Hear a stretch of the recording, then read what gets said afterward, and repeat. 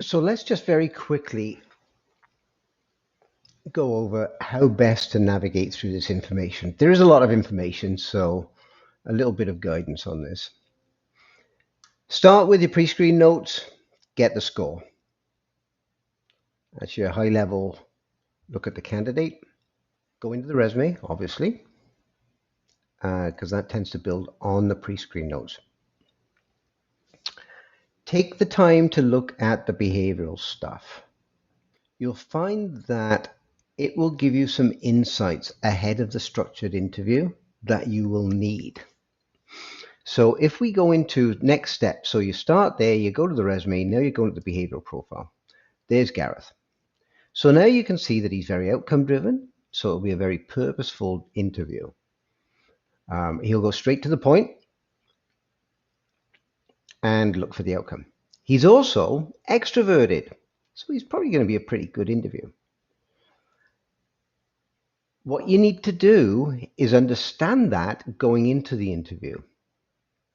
Somebody who is an accountant, an actuary, a DBA, they're quite reserved. They're not typically a good interview. They're also very rules driven, so they follow social protocols, social rules. Don't get hung up on that with that, because those are the very qualities that you want in the person. So don't think, oh, I like them or I didn't like them. Understand what those behavioral traits look like. Once you do that, the obvious place to go is to build on that would be the interview guide. However, there's two ways to go. You either go to the interview guide or you go to the structured interview with that information, the behavioral profile information fresh in your mind. Let's start with the interview guide. We can take a look at it very briefly so we're not getting hung up on it.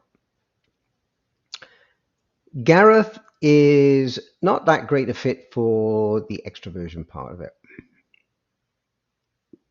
He's too extroverted, if that's such a thing. It's not that big a deal, though. That's about the 15th, 20th percentile. He's about the 70th, 75th percentile. Sounds a long way, but it's not that big a difference. Understanding that, where the disconnects might happen, you can look at the interview questions that will explore those a bit more.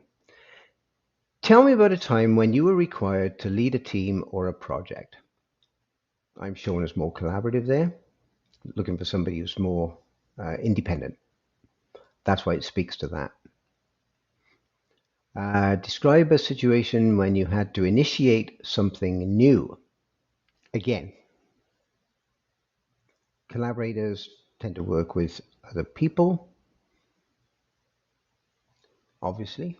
So if I was required to initiate something new, I'd be required to be up here. How did I flex to it? Understanding that kind of thing. These give you some questions. If you're not sure what the answers are, write down what the answers mean or what the questions mean even. Write down the answers.